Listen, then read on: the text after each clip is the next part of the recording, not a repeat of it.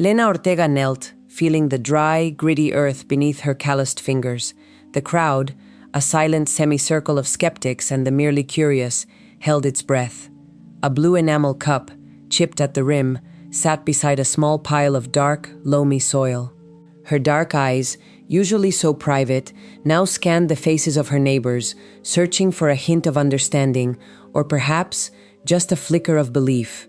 The sun beat down, intensifying the stark white alkali crust that still scarred the surrounding fields, a stark contrast to the vivid green before them. The barley stood, impossibly green, its awns shining like fine wire in the harsh New Mexico sun. This was the 5th test strip, the largest, stretching 100 yards against the desolate white. 3 families had tried to grow wheat here before her, each failing, their hopes withered by the very ground. Vale, the land agent, stood a little apart from the others, his long, pale face a mask of practiced skepticism, his gaze fixed on the impossible crop. He had watched her struggle for months, certain of her eventual collapse. Lena reached for a stalk, her thumb and forefinger tracing the delicate awn.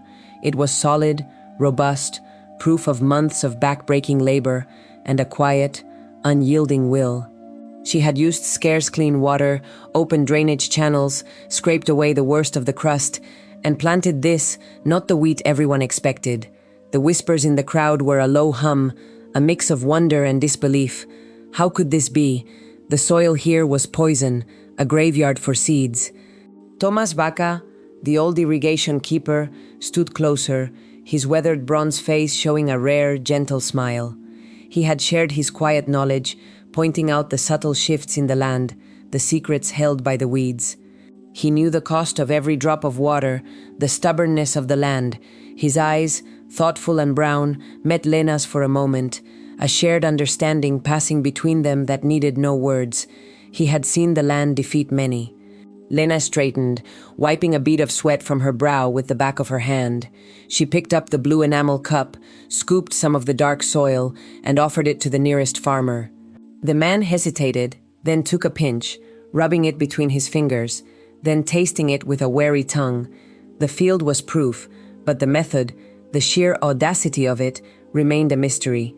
The weight of their unspoken questions hung in the hot, still air.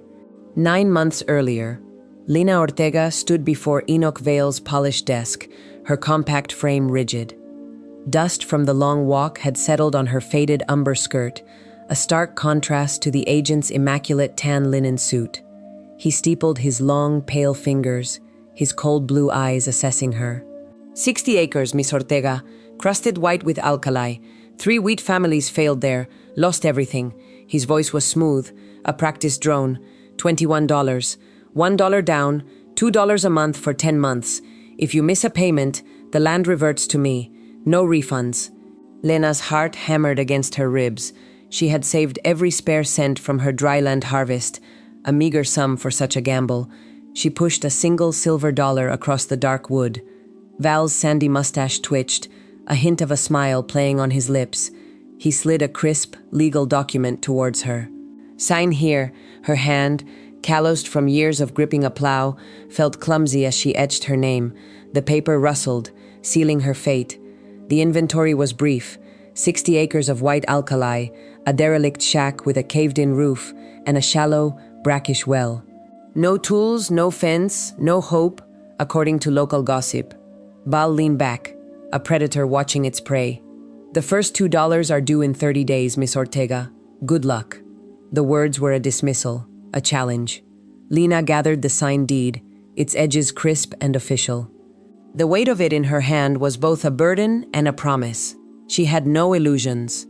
This was not a gift, it was a test. The sun beat down as she walked the long miles home, the white alkali fields shimmering like distant snow under the harsh New Mexico sky. Each step was a commitment, each breath a prayer. She knew the land's reputation, the whispers of fool's errand that followed her. But she also knew the stubborn tenacity of a seed in hard ground and the quiet strength of a woman who had nowhere else to go but forward. The white crust seemed to mock her, a vast, unyielding expanse. She pictured the small, hard-won stack of dollars hidden in her flour tin, already diminished by this first payment. The second, due in a month, felt like a mountain she had to climb with only bare hands. The deed, still new and crisp, lay on Lena's rough-hewn table, its official script a stark contrast to the humble surroundings of her one-room adobe. The shack she had bought was barely habitable, its caved-in roof an immediate and pressing concern. Before she could even think of planting, she needed shelter. The first practical cost of her bargain was the labor of rebuilding. She spent the next 2 weeks hauling sun-baked mud bricks from a nearby wash, mixing them with straw and water by hand, and painstakingly patching the roof. Her muscles ached, but the rhythmic work offered a small measure of control in a world that felt vast and uncertain. The brackish well, another part of the inventory, yielded water that was barely potable, tasting faintly of salt. It was enough for drinking and cooking, but entirely insufficient for any serious irrigation. The 60 acres of white alkali remained untouched, a silent, shimmering challenge in the distance. Every morning, before the sun climbed too high, Lena would walk to the edge of her new property, tracing the boundaries with her eyes. The white crust was thicker in some places, thinner in others, revealing patches of dark, almost black earth beneath. She saw the sparse, tough weeds that managed to cling to life in the most desolate spots, saltgrass with its wiry stems, and greasewood bushes, their leaves a dull, resilient green. These were not the vibrant, fertile greens of healthy land. She carried her blue enamel cup, a familiar comfort in her hand. One afternoon, after the roof was mostly secure, she finally approached the worst of the white-crusted land. She scooped up a handful of the soil, the gritty particles resisting her grasp. It felt dry, almost powdery, despite the recent light rain. The white flakes clung to her fingers. She brought the soil closer, inhaling its faint, metallic scent. Then, hesitantly, she touched her tongue to it. The taste was sharp, intensely bitter, like concentrated seawater. It made her mouth pucker. They have the enemy, stark and undeniable. She had known it would be bad, but the raw, unadulterated taste of the alkali was a visceral shock. She spat, grimacing. The land was not merely poor, it was poisoned. The $21 felt like a fortune wasted. Yet, as she looked across the desolate expanse, her eyes narrowed. The weeds, though sparse, were still there. They had found a way. The question wasn't whether the land was bad, but how bad, and if there was a way to read its hidden language. Lena rose with the sun, the memory of the alkali's bitter taste still sharp on her tongue. The sun, a raw orange disk, began its ascent, casting long, distorted shadows across the white-crusted earth. Today she would not just observe, she would begin to decipher. She walked the length of her property, her boots crunching on the brittle salt.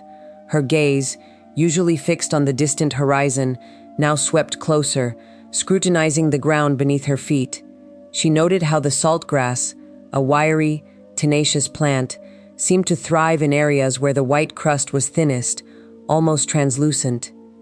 In contrast, the greasewood bushes with their dull, leathery leaves preferred slightly elevated spots, small hummocks where the wind might have scoured away some of the surface salt.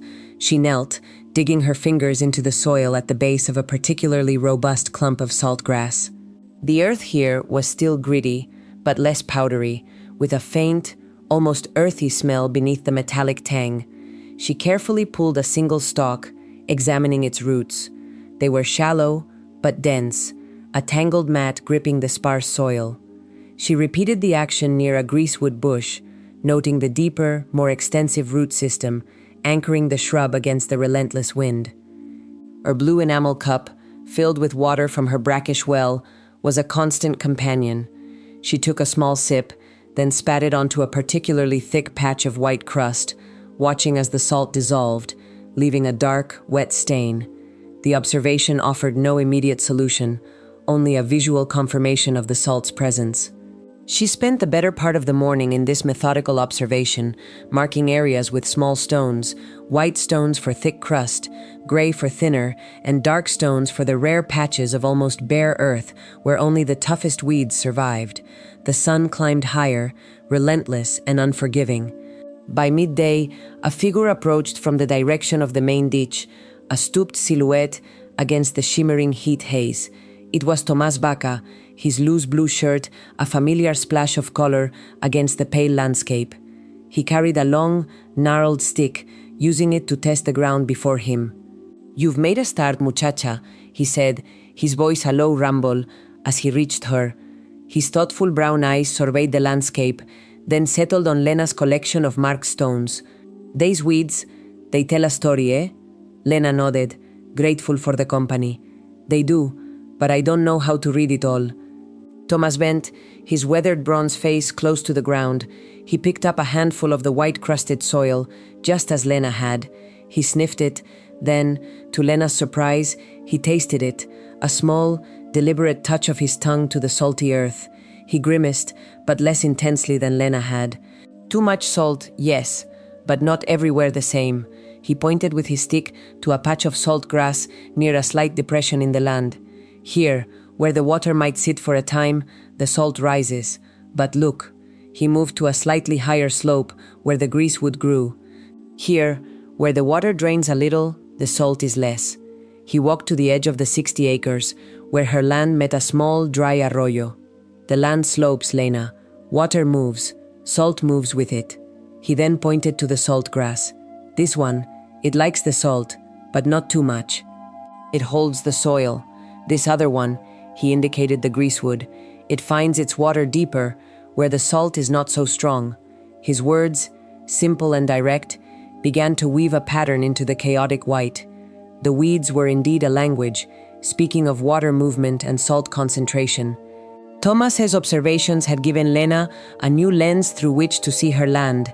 The white crust was not uniform. It ebbed and flowed with the subtle undulations of the terrain, a visible map of the unseen water's journey.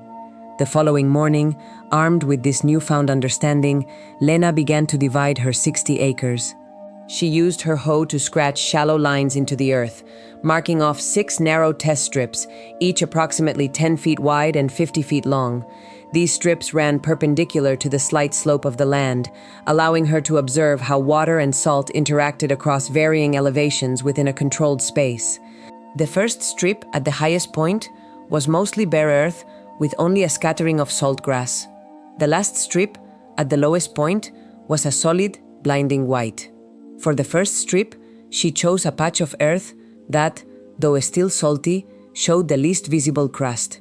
She took her hoe and scraped away only the very top, brittle layer of white, exposing the darker soil beneath.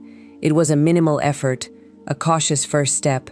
She measured out a single bucket of her brackish well water, approximately 2 gallons, and poured it slowly and evenly over a 5-foot section of this first strip.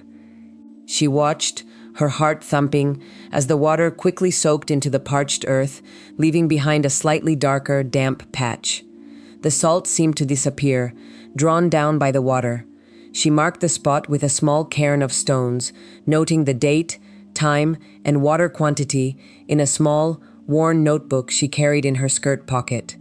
The second strip, immediately adjacent, she left entirely untouched, a control against which to measure any changes. The sun, already high, beat down on her back.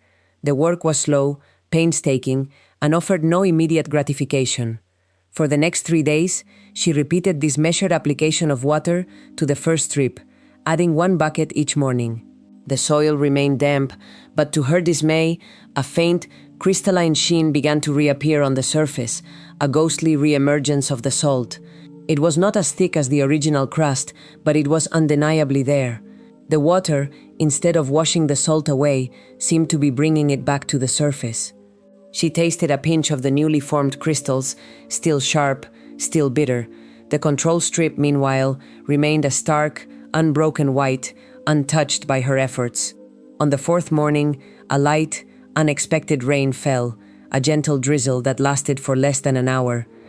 Lena watched from the doorway of her adobe, a knot of apprehension tightening in her stomach. When the rain stopped, she walked out to her test strips. The first strip, where she had been applying water, now had a more pronounced white film, almost as if the rain had amplified the salt's return. The control strip, too, showed a slightly refreshed whiteness, the rain having merely moistened and then evaporated, leaving its mineral load behind. The initial, small victory she had felt when the salt seemed to disappear with the first watering had evaporated as quickly as the rain. The problem was not just removing the salt, but keeping it from returning. The water, even in small, controlled amounts, was a double-edged sword. She knew now that simply adding water was not enough. There had to be a way to move the salt out, not just down. The land was not merely salty, it was stubborn. Lena returned to her test strips the following morning, the sun already warming the alkali dust that coated her boots. The faint, re-emerging salt on the first strip and the unyielding white of the control confirmed her fears. Water alone was not the answer. She needed to move the salt, not just dilute it. The thought of digging drainage ditches across 60 acres was daunting, but she knew, instinctively, that it was the only path forward. She walked to the highest point of her first strip, a gentle rise where the land sloped almost imperceptibly towards a dry wash at the edge of her property. This was where the water would need to go. She took her long-handled shovel, its blade worn smooth from years of use, and plunged it into the earth. The soil, though dry, was surprisingly yielding beneath the thin crust.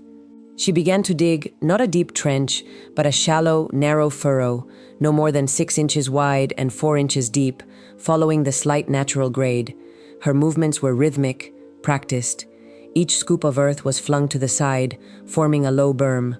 The sun climbed higher, and sweat beaded on her forehead, tracing paths through the dust on her copper-brown face.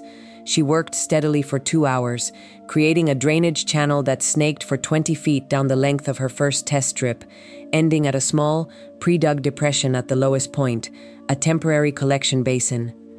When she finished, she stood back, hands on her hips, admiring the crude but functional ditch. It was a tangible step, a physical manifestation of her resolve. Next, she turned her attention to the second strip, the control.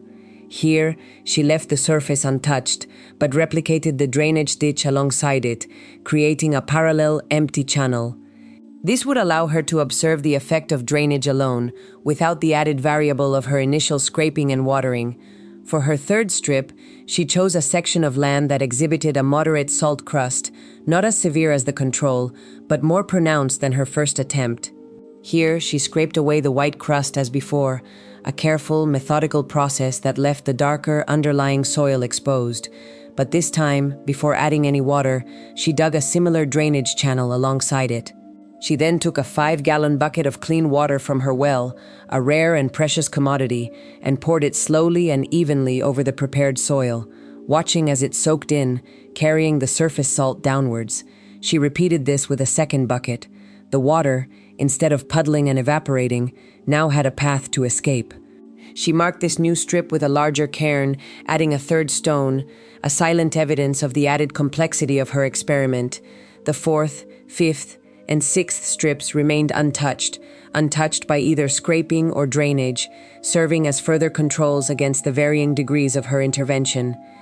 She returned to her small adobe, exhausted but with a renewed sense of purpose. The work was slow, but it was precise, and for the first time, she felt a flicker of hope that she was beginning to understand the land's stubborn resistance. Over the next week, Lena meticulously tended her 6 test strips. She continued her daily, 2-bucket leaching on the third strip, the one with both scraped surface and drainage. The water, clear from her well, now seemed to carry the dissolved salts away, down the narrow furrow and into the small collection basin. The soil in this third strip, though still showing a faint, damp sheen, did not develop the thick, re-emerging crust that had plagued her first attempt. It was a subtle but significant difference. The surface remained darker, more receptive. The first strip, with only scraping and initial watering, continued to show the ghostly return of the salt, albeit less aggressively than the untouched controls. The second strip, with only drainage, remained stubbornly white, proving that drainage alone was not enough to remove the existing surface salt. The fourth, fifth, and sixth strips, her untouched controls, were a stark, blinding white, a constant reminder of the land's original condition. Lena decided it was time for the next step, planting. From a small, tightly woven burlap sack, she carefully poured out a handful of barley seeds. They were small, golden brown kernels, promising resilience. She knelt beside her third test strip, the one showing the most promise, and with a small hand trowel, she dug shallow furrows, about an inch deep and 6 inches apart. She dropped the barley seeds into these furrows, spacing them roughly 2 inches apart, then gently covered them with soil. It was painstaking work, each seed a tiny gamble. She repeated this process on a small section of her first strip, the one that had shown some initial improvement but still struggled with salt reemergence. She wanted to see how the barley would fare under slightly less favorable but still managed conditions. She left the other strips unplanted. A few days later, a light green fuzz began to appear in the third strip. Tiny, resilient barley shoots, no taller than her thumbnail, pushed through the soil. Lena's heart swelled with a cautious optimism. In the first strip, the shoots were sparser, paler, and some patches showed no growth at all, their seeds perhaps overcome by the returning salt. The contrast was stark. Tomás Baca, the old irrigation keeper, rode by on his donkey one afternoon, his eyes scanning Lena's efforts. Dismounted, a thoughtful expression on his weathered face. "Barley, eh?" he asked, his voice low. Lena nodded, wiping dirt from her hands. "It likes the salt better than wheat." Tomás knelt, his finger tracing the tiny green shoots in the third strip. "It's a start, Lena, but the whole 60 acres? That's a lot of ditches." He stood, his gaze drifting over the vast, white expanse of the rest of her land, and a lot of clean water. His words, though not unkind, were a practical reminder of the scale of the challenge. The success on her small strip, while encouraging, was a fragile thing, easily overshadowed by the sheer stubbornness of the remaining alkali. Lena decided it was time to scale her efforts. The success on the small third strip, while modest, offered a path forward. She chose a section of land about 30 feet long and 10 feet wide, adjacent to her original test strips, where the alkali crust was still thick and unforgiving. This would be her first true field-scale experiment. The first step was to replicate the drainage. With a heavy-bladed shovel, she dug a shallow ditch, 6 inches deep and 8 inches wide, along the uphill side of the new plot, diverting what little runoff might come from the higher, untouched land. Then, along the downhill side, she dug a deeper, 12-inch trench, sloping it gently towards the south to allow water to drain away from the plot. This was back-breaking work under the relentless New Mexico sun, the dry earth resisting her efforts with stubborn tenacity. Her muscles ached, but the image of the small green shoots spurred her on. Next, she attacked the surface crust. The scraping tool, a modified hoe with a wider, flatter blade, made slow progress. She worked in methodical passes, dislodging the white, powdery layer and pushing it into small piles at the edges of the plot. It wasn't perfect, she knew. Some salt would inevitably remain, mixed with the underlying soil, but the goal was to reduce the immediate concentration. After 3 days of digging and scraping, the plot was ready. The dark, moist soil, exposed beneath the removed crust, seemed to promise fertility. She then prepared her barley seed.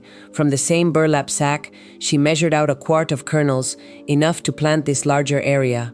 With a small, handheld planter, she walked the length of the plot, creating shallow furrows and dropping the seeds at roughly 2-inch intervals, just as she had done on the test strips.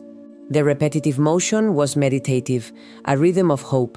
The next morning, she opened the headgate to the shared irrigation ditch, directing a slow, steady stream of water into her newly prepared plot.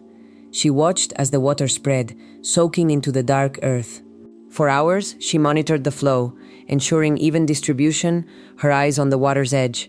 The earth drank deeply. 2 days later, a faint green fuzz appeared, just as it had on the test strips. Lena felt a surge of triumph. The barley was growing, against the odds, on a larger scale. But by the 5th day, a subtle change began. The edges of the green patches started to whiten. The vibrant green dulled, turning a sickly yellow, then a pale, translucent white. The tiny shoots, once so full of promise, withered and collapsed, their delicate structures unable to withstand the renewed assault.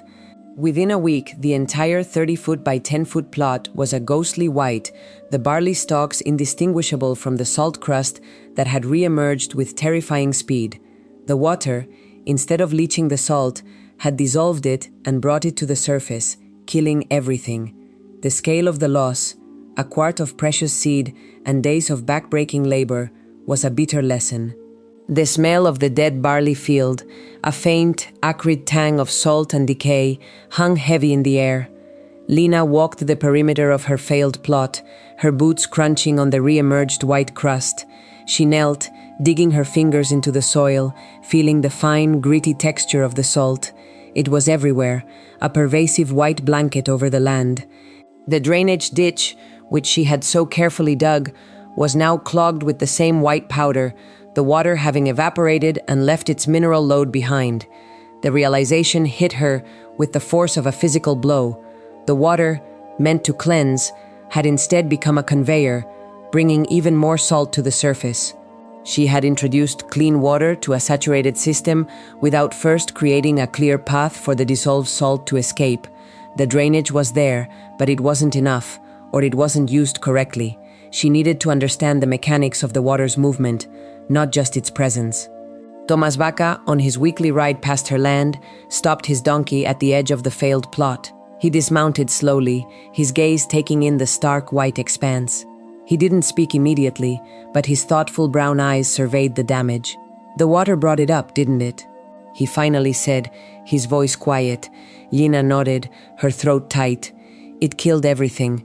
She pointed to the clogged drainage ditch. "I thought the ditches would take it away." Tomas knelt, picking up a handful of the white soil. He crushed it between his fingers, then brought it to his nose, sniffing. "The salt is deep, Lena, deeper than your ditches alone can reach, especially when you bring a lot of water at once." He stood, his gaze sweeping over the wider landscape. "You used clean water, yes, but where did it go after it dissolved the salt? If it just sat there, or went back down, it brought the salt right back up with it as it evaporated." He looked at her, his expression unreadable. "A good wash takes time, and a way for the dirty water to leave for good. You need to make the land thirsty for the salt to move down, not up." His words were not a condemnation, but a diagnosis, a precise articulation of her error. The problem wasn't the barley's resilience or the initial scraping, but the order and method of her irrigation. She had to create a system where the water could carry the dissolved salts away, not simply move them around. The sheer volume of water she had applied, intended to leach, had instead created a concentrated brine at the surface. She needed to drain. Before irrigating, and then irrigate in smaller, controlled applications. The solution, she realized, lay not in more water, but in smarter water. Lena pushed the shovel into the dry earth, the blade scraping against the hard pan beneath the surface. This time, her strategy was different. Instead of broad, hopeful sweeps of water, she focused on precision, on creating a true escape route for the salt. She had divided the failed plot into smaller, more manageable sections, each no larger than 10 by 10 feet. Around each section, she dug a network of narrow, shallow ditches, ensuring a clear downward slope toward the main drainage channel. The first step, now, was to draw the water away. She opened the headgate to her main ditch, allowing a thin, controlled stream to flow into the newly dug channels. The water, clear and cool from the acequia, moved slowly, deliberately, seeping into the soil, dissolving the visible white crust. But she didn't let it linger. After an hour, she closed the headgate, and then, with a smaller, handheld shovel, she widened the exit points of her new microditches, encouraging the now briny water to flow out and away into the deeper, less fertile ground beyond her test plots. This was the drainage, the crucial first flush. Only after the visible water had receded, leaving behind a slightly darker, but no longer white surface, did she consider the next step. She waited a full day, letting the sun and wind further dry the soil, creating the thirst Tomas had spoken of. Then, with her blue enamel cup, she measured out exactly 2 gallons of clean water for each 10 by 10 foot plot. This was her leaching water, applied slowly, poured directly onto the soil, allowing it to percolate downwards, carrying dissolved salts with it. She repeated this small volume irrigation every other day for a week, carefully observing the soil's response. The barley seeds, planted in neat rows a week prior, had shown no signs of life after the initial, disastrous watering. Now, after the measured drainage and careful leaching, a faint green blush began to appear. Tiny shoots, no more than 1/8 of an inch high, pushed through the softened earth. It wasn't a dense stand, nor was it uniform, but it was life. In the areas where the salt crust had been thickest, the green was sparse, almost hesitant. But in the plots where the initial scraping and new drainage had been most effective, the barley emerged with a surprising vigor. She knelt, touching a delicate leaf, feeling the promise it held. The white alkali, though still present in patches, no longer dominated. It was a slow, painstaking process, requiring constant vigilance and a precise hand. But for the first time, Lena felt she was truly moving the salt, not just shuffling it around. The land was beginning to respond, not with a sudden bloom, but with a quiet, persistent growth. Each tiny sprout was the visible result of the methodical, unglamorous work of understanding the earth's stubborn chemistry. The small, green shoots grew into a tentative stand of barley, each stalk reaching for the sun with fragile determination. Lena, however, knew this was only a partial victory. The careful, measured applications of water and the constant vigilance over the drainage channels were effective, but they were also incredibly demanding. Each of her 10 by 10 foot test plots required individual attention: a small, hand-dug ditch opened and closed, 2 gallons of water meticulously poured. To scale this method across her 60 acres felt like an impossible task. The yield, while promising, was far from abundant. She harvested the barley from her test strips, carefully threshing the heads by hand, separating the golden kernels from the chaff. From one of the more successful plots, she collected perhaps a quart of seed, enough to plant a slightly larger area next season, but hardly enough to feed her or repay Vale. The process was slow, the gains incremental. She spent her evenings by the light of a kerosene lamp, meticulously recording her observations in a small leather-bound notebook. Dates of watering, precise volumes, the appearance of the soil, the height and density of the barley. Each entry was a tiny piece of the puzzle, building a map of her land's complex hydrology. She sketched the layout of her test strips, noting where the salt persisted, where the barley thrived, and where it struggled. These detailed record-keeping, she realized, was as crucial as the digging and watering itself. It prevented her from repeating mistakes, from succumbing to the temptation of a quick, large-scale solution that might undo all her hard-won progress. She resisted the urge to expand her successful technique to a larger, untried area, knowing that any misstep could bring the salt back with devastating speed. The cost of maintaining this precise system was high, not in money, but in time and constant labor. Her back ached, her hands were calloused, and the sun seemed to burn hotter each day.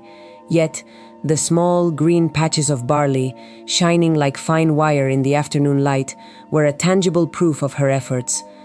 She learned to read the subtle signs, the faint white haze that indicated salt still rising, the slightly darker hue of soil that meant good drainage, the way certain weeds, like saltgrass, stubbornly reappeared even in her leached plots, signaling deeper pockets of salinity.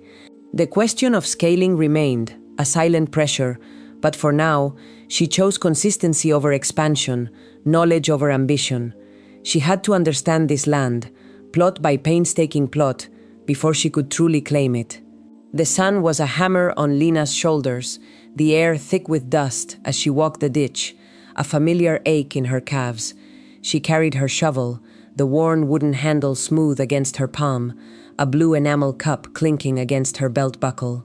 The main irrigation ditch, usually a ribbon of brown water snaking across the valley floor, was strangely still.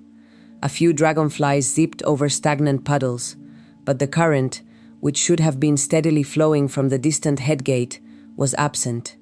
Reaching the shared turnout that fed her 60 acres, Lena saw why. A crude dam of rocks and mud, reinforced with a few splintered planks, completely blocked the flow to her property. It wasn't merely a blockage, it was a deliberate diversion. Her stretch of the ditch, usually humming with the promise of water, was dry, the cracked earth mirroring the thirst of her barley. A faint plume of dust in the distance, near Vale's larger acreage, suggested where the diverted water might be going. Lena's jaw tightened. She knelt, examining the construction. It was new, clearly built this morning, the mud still damp, the planks bearing the fresh marks of a shovel. This was no accident, no natural obstruction. This was Enoch Vale. She remembered his words from their last meeting, his cold blue eyes assessing her land. A shame, Miss Ortega, to see good land go to waste. He hadn't offered to buy it outright then, but his tone had been a clear invitation to failure. Now, with a drought tightening its grip on the valley, he was making his move. The barley, her precious test strips, would wither without water. She walked further down the ditch, towards the next turnout, hoping to find a neighbor who might have seen something, or perhaps even have a working spile from the main channel. But the ditch remained dry, the silence heavy and ominous. She stopped, her eyes scanning the horizon, a knot forming in her stomach.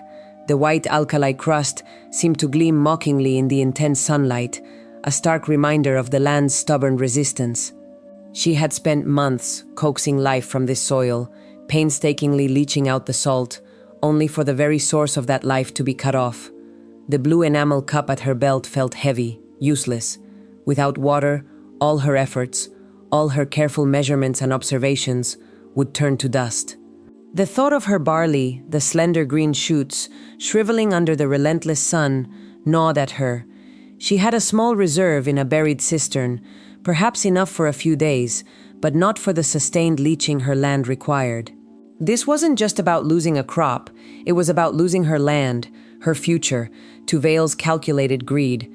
She ran a hand over the dry, cracked earth of the ditch bed, the fine dust clinging to her fingers. The stakes had just been raised. Lena returned to her small adobe, the sun still high, but the afternoon felt heavier, tainted by the image of the blocked headgate. She filled her blue enamel cup from the cistern, the cool water a small comfort against the heat. Her mind raced, sifting through options, each one leading to a dead end. To physically dismantle Vale's dam would invite confrontation, perhaps even violence, and she had no proof it was him, only a strong suspicion. To wait for the water to miraculously reappear was a death sentence for her barley. She needed water, and she needed it now. The small amount in her cistern would last perhaps 3 more days for her test plots, but the larger, carefully leached areas would quickly revert to salt. She considered going to the county office in town, but the wheels of justice turned slowly, and her barley did not have that kind of time. The legal owner of the ditch, the Irrigation Association, was a loose confederation of farmers, many of whom had already sold their water rights or were beholden to Vale. He had deep pockets and long reach. She decided to walk the ditch again, this time towards the main headgate, hoping to find Tomás Baca, the irrigation keeper. He was old but fair, and had helped her before. The sun began its slow descent, painting the sky in fiery oranges and purples as Lena walked, the dust churning around her boots. She found Tomás near a small diversion gate, his slight, stooped figure silhouetted against the setting sun. He was meticulously clearing a buildup of tumbleweeds from a smaller channel, his rawhide sandals stirring the fine silt. "Tomás," she called, her voice hoarse from the dust and the day's anxiety. He turned, his weathered bronze face showing a flicker of recognition. "Lena, water troubles?" he asked, his thoughtful brown eyes already knowing. Lena explained about the dam, the deliberate blockage. Tomás listened, his gaze fixed on the distant headgate. "Vale," he said, his voice quiet, almost a sigh. "He wants your land, child, wants it cheap." He paused, then looked at her directly. "The main headgate. It's locked, has been since morning. Only Vale has the key." A cold dread settled in Lena's stomach. This was a public challenge, a direct assertion of power, forcing her hand. "So, no water for anyone upstream of him?" Lena asked, the question hanging in the twilight air. Tomás nodded slowly. "Not a drop." He's telling folks there's a drought, that the reservoir is too low for everyone, but I saw his men working on his fields earlier today, full flow. He gestured with his chin towards a small, overgrown patch of land just beyond his own. There's an old night rotation spile, buried under the saltgrass, near the old mill. Haven't used it in years, but it might still connect to the main line, if it's clear. It's small, Lena, only a trickle, but it might be enough for a few days, if you work through the night. It was a risk, a small, almost desperate hope, but it was a hope nonetheless. Lena felt the first sting of alkali dust in her eyes as the wind picked up, a dry, hot breath from the west. The sky, which had promised a cool evening, now glowed an angry red at the horizon, bruised with fast-moving clouds. A dust devil, a miniature tornado of fine white powder, danced across the distant fallow fields, a chilling omen of worsening drought. Thomas had given her a small rusted shovel, its wooden handle smooth from years of use, and directions to the old night rotation spile. "It's about a quarter-mile upstream from my house, past the 3 cottonwoods," he'd said, his voice low. "Look for a patch of saltgrass, taller than the rest. It's buried deep." Lena walked, her boots crunching on the brittle, sun-baked earth, the sound of her own breathing loud in the gathering dusk. The air grew heavier, the smell of dry earth and distant rain, a tantalizing, unfulfilled promise. She found the saltgrass, a defiant green against the surrounding white crust, and began to dig. The soil was like concrete, resisting her efforts, each strike of the shovel sending vibrations up her arms. The first few inches were packed clay, then she hit a layer of small, sharp stones, embedded like teeth. Her hands, already calloused, began to ache. After nearly an hour of relentless digging, the light fading to a bruised purple, the shovel struck something hard and metallic. With renewed effort, she cleared away the last of the dirt, revealing a thick, cast-iron pipe, encrusted with rust and ancient mud. The spile, a simple turn valve, was seized. She tried to budge it with her hands, then with her boot, gritting her teeth against the strain. It wouldn't move.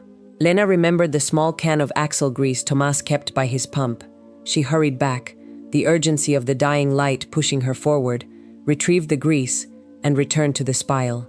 She smeared a thick layer onto the valve, working it into the rusted mechanism, then found a loose rock, about the size of her fist, and began to tap, gently at first, then with increasing force. The metallic ring echoed in the quiet evening.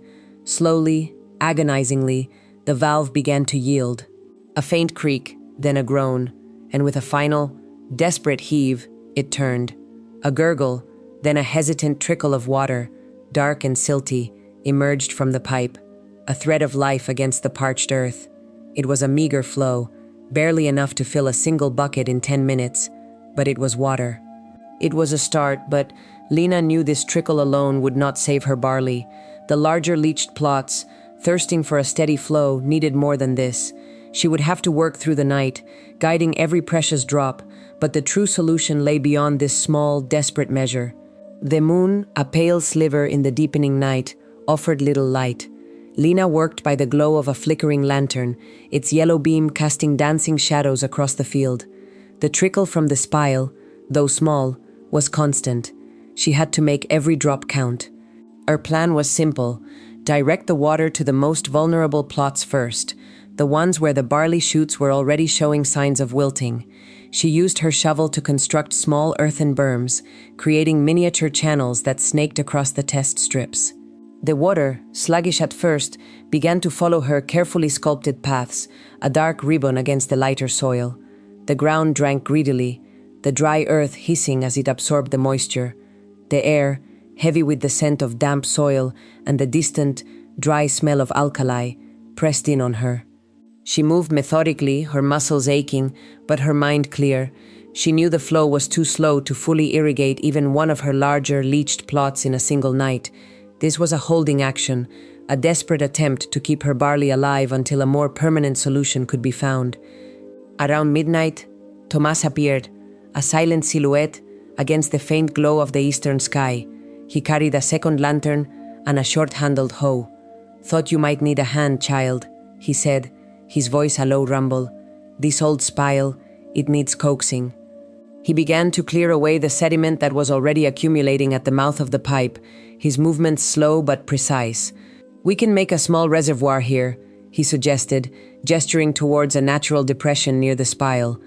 "Let it fill a bit, then release it in surges, more effective than a constant trickle for breaking through the crust." Lena nodded, grateful for his experienced eye. Together, they dug a shallow basin, about 6 feet by 4 feet, lining it with some of the larger stones she had unearthed earlier. The water began to pool, a dark mirror reflecting the moonlight. After an hour, the small reservoir was nearly full. "Now, Lena," Tomas instructed, "when I open this gate, you direct it to the first strip. We'll work our way down." He fashioned a makeshift gate from a flattened piece of tin, propping it against the opening of the reservoir.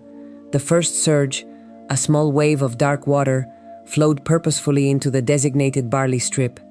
The dry earth absorbed it quickly, but the volume was greater, the penetration deeper. They repeated the process, filling and releasing, working in a silent rhythm as the night wore on. By dawn, they had managed to water 3 of the smaller test strips, the barley shoots now standing a little straighter, their green a shade deeper. But the vast majority of her 60 acres remained parched, and the sun was already beginning its ascent, promising another scorching day. The question pressed on Lena: how long could she sustain this vigil, and would it be enough to save her crop? Lena felt the weight of the sun on her shoulders as she walked the perimeter of her 60 acres, the air shimmering above the white alkali. Today was the day Vale would come. She carried a burlap sack, her hand occasionally brushing against the rough twine that tied it shut, the faint rattle of the barley heads within a counterpoint to the dry whisper of the wind. She had harvested the ripest sections of her test strips, carefully separating the grain from the chaff, weighing it on the small scale Thomas had lent her. It was not much, certainly not a full wagon load, but it was something. She stopped at the edge of the first leached strip, the one that had received the most consistent water. The barley here stood perhaps 12 inches high, its awns stiff and golden, catching the light like spun copper wire. A few rows further in, where the salt crust had been particularly stubborn, the stalks were thinner, shorter, some already withered to a pale straw color. She knelt, her fingers sifting through the soil at the base of a healthy plant. It was still damp, a cool surprise beneath the heat of the day. The roots, when she carefully exposed them, were a dense mat, holding the earth together. She pulled a single stalk, examining the full, plump kernels. It was good barley, despite the challenges. She moved to the next strip, where she had only scraped the worst of the crust and opened the drainage. Here, the barley was sparser, perhaps 8 inches tall, but it was alive. The ground felt drier, the roots not as robust, but still present. The difference was stark when she looked at the untreated sections, where only a few stunted yellowed plants clung to life, surrounded by the unbroken white glare of the alkali. A cloud of dust on the horizon heralded Vale's arrival. He drove a black buggy, the wheels kicking up a plume that hung in the still air. Thomas, already waiting by the shared ditch, lifted a hand in a slow greeting. Lena walked towards them, the burlap sack held tighter. Vale pulled the buggy to a stop, the horses snorting, their breath visible in the hot air. He stepped down, his tan linen suit already dusted with the fine alkali powder. His cold blue eyes swept across the field, lingering on the patches of white, then settling on Lena. "Well, Miss Ortega," he said, his voice a dry rustle, "I trust you have my payment." He didn't look at the barley. He looked at the white ground, at the barrenness he expected. Lena set the burlap sack at her feet, the barley within rustling softly. "I have some of it, Mr. Vale," she replied, her voice steady despite the tremor in her hands, "and the rest is in the ground." She gestured towards the nearest barley strip, the golden awns shimmering. Vale's gaze finally moved to the plants, a flicker of surprise in his eyes quickly masked. "A few sprigs of green do not make a harvest, Miss Ortega," he scoffed, his gaze sweeping over the uneven stand. The agreement was for a full payment, not a promise of future yields. Thomas stepped forward, his slight stooped build a silent challenge. "The land yields what it can, Mr. Vale," he said, his voice a low rumble, "and this land, it was sick." He bent and scooped a handful of soil from a healthy barley row, letting it sift through his fingers. "But it begins to heal." Lena knelt, unfastening the burlap sack. She carefully poured a small pile of threshed barley onto the clean canvas she had spread on the ground. The kernels were plump, a rich golden brown. This came from a single square rod, Mr. Vale, she explained, indicating a small, measured section of the field. The yield varies, of course, depending on the treatment, but even the poorest producing strips gave something. She picked up a blue enamel cup, the same one she used for her morning coffee, and filled it with barley. This much, from the worst of the leached ground. She then filled it again, holding out a second, fuller cup. And this, from the most carefully tended. Vale looked at the 2 cups, then at the scattered barley on the canvas. He reached down, his long fingers picking up a few kernels, rubbing them between his thumb and forefinger. He didn't taste them, but his expression was less dismissive. "And what of the rest of your acres, Miss Ortega?" he asked, his voice losing some of its edge. "The vast majority of it remains fallow, or worse, barren." Lena stood, picking up the blue cup. "The map, Mr. Vale," she said, pointing to a rolled parchment protruding from her skirt pocket. "It shows the test strips. The drainage lines, the areas leached, the areas scraped, the yields by the square rod. For each treatment, we still have much to learn, but we know what works, and we know what doesn't." She pulled out the map, unrolling it to reveal a detailed drawing of her land, marked with different colored lines and notations. The green patches representing the barley were small, but they were there, against the stark white. "The payment is due, Miss Ortega," Vale reiterated, his eyes scanning the map, a new calculation forming behind them. "And the drought continues." Lena felt the weight of Vale's gaze, not just on her, but on the small green patches meticulously drawn on her map. The silence stretched, broken only by the dry whisper of the wind through the remaining wheat stubble from previous failed harvests. "The payment is due, Miss Ortega," Vale repeated, his voice now flat, devoid of its earlier sneer. "And the drought continues." Lena met his eyes, her own resolve hardening. "The drought affects us all, Mr. Vale," she replied, her voice steady. "But the barley grows." She pointed to a section of the map marked with a series of small, cross-hatched squares. "This area, 1/4 acre, scraped and leached with 10 applications of clean water, yielded 120 pounds of threshed barley. That's 480 pounds per acre. Not a fortune, but enough to pay the first half of the note, with seed left over." She slid a canvas pouch from her pocket and placed it on the map. The coins inside clinked softly. "The second half of the payment I will have after the harvest from the larger plots. The 2 acres I planted after the first rains in June, once the worst of the salt was drained, are coming in well. They will yield at least 800 pounds. Vale picked up the pouch, weighing it in his hand. His long, pale face was unreadable. "And what of the rest, Miss Ortega? Your map shows only a fraction of your 60 acres in production." Lena took a deep breath. "The map also shows the drainage ditches I dug, 300 feet of them, 2 feet deep, to carry the saline water away. It shows the test plots, 20 of them, each 1/10 of an acre, where I experimented with different leaching methods, different amounts of organic matter." She paused, then continued. "It shows that the problem is not a lack of rain, but a lack of understanding. The salt must be moved, not just covered." She looked at Tomas, who nodded slowly. "Vale map, Mr. Vale, is not just a record of my land. It is a record of what can be done. I intend to publish it, to share the methods that worked, and to warn against those that failed." Vale's cold blue eyes widened slightly. "Publish it?" he scoffed, but there was a hint of something else in his voice, surprise, perhaps even a grudging respect. "And what good would that do, Miss Ortega?" Lena reached into a flour sack lying near her feet, pulling out a handful of plump barley kernels. She held them out to Vale. "This seed, Mr. Vale, is from a variety that thrives in these conditions. I will sell it, along with the map, to my neighbors. Not for profit, but for the cost of my labor and the printing, so that next year they too can grow something green against the white." She looked at Tomas, then back at Vale. "The land is not barren, Mr. Vale. It is simply misunderstood. And with this seed and this knowledge, we can begin to heal it, together." The sun beat down, less oppressive than it had been during the height of the drought, but still relentless. Lena walked the edge of her barley field, the golden awns now heavy with grain, rustling like dry silk in the breeze. The air smelled of dust and ripe barley, a scent she had come to associate with quiet triumph. The white alkali crust, once a uniform shroud, was now broken by irregular patches of deep green and golden brown. She stopped at the boundary of a test strip, one she had scraped almost bare, then leached with measured applications of collected rainwater. The barley here was shorter, less robust than in the best plots, but it stood, the visible result of persistence. She bent, running her fingers through the bristly heads, feeling the weight of the kernels within. Her payment was made, the land secured.